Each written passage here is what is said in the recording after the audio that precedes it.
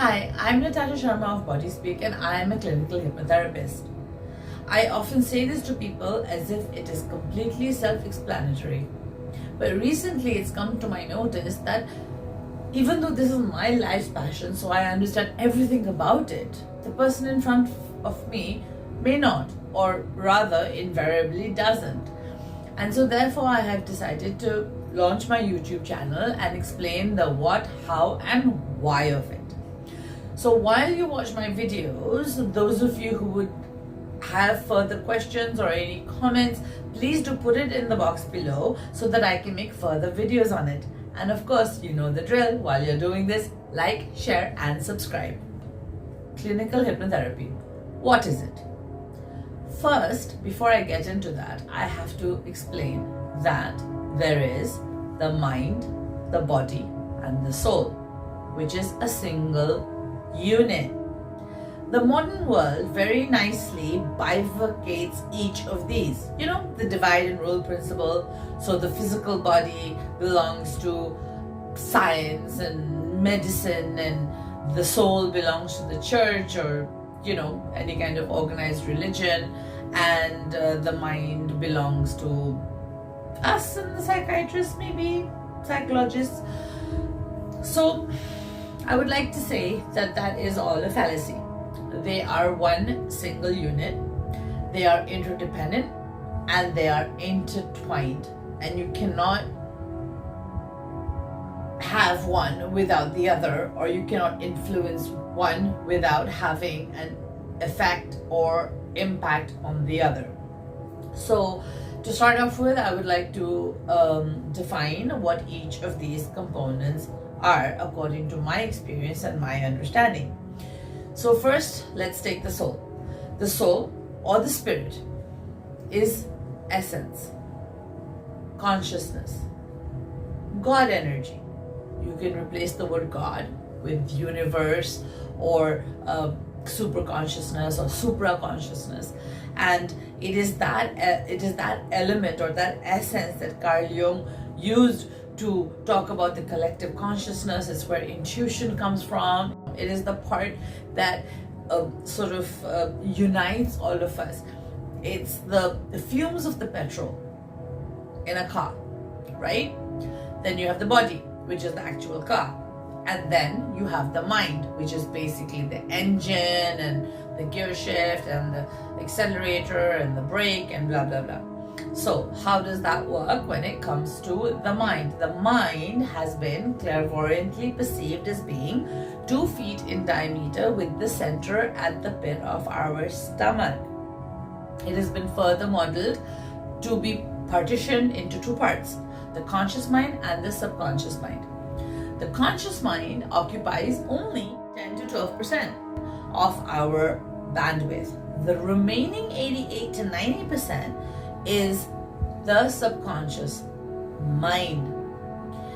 And did you know, for those of you who say that I can't be hypnotized, only the weak can be hypnotized, oh my God, if I go under hypnosis I will lose full control. Would it surprise you to learn that every single human being is in a state of hypnosis naturally, twice a day, just before you fall asleep and just before you wake up? It is the change of guard, if you will, between the conscious mind being awake and the conscious mind being asleep. So while the conscious mind is awake, like it is for you right now, listening to me, watching my video, your conscious mind, that 8 to 10% of you, which is your logic, your evaluation, all of those engaged left brain activities are there in the conscious mind, active with me. But what is also happening in the background, that 90% of your mind, your subconscious mind, has all of your experiences, beliefs, values, your entire worldview filed into neat little pockets. What it's doing in the background while you're watching this video is going tuck, tuck, tuck, tuck, tuck, tuck, tuck, tuck. Oh, Natasha said this.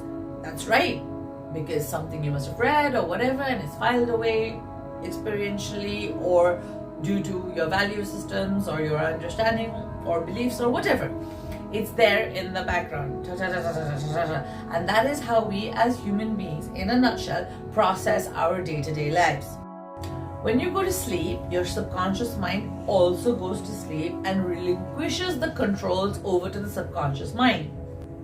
As you are waking up, the conscious mind comes back in and tells the subconscious mind, please, please, please, give way. Can I take over my 10% space?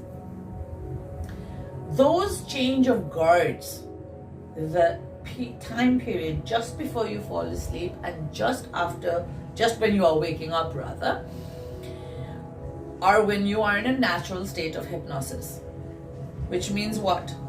That both your conscious mind and subconscious mind are awake and aware. That makes us, at that point in time, hyper aware and hyper suggestible. Which is why people say study during those times, or do your affirmations or your manifestations during that time, because that is when your subconscious mind is open enough to being fed in direct information.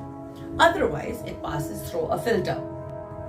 We have our techniques to collapse this filter and induce a state of hypnosis wherein both the subconscious mind and the conscious mind are engaged as a whole.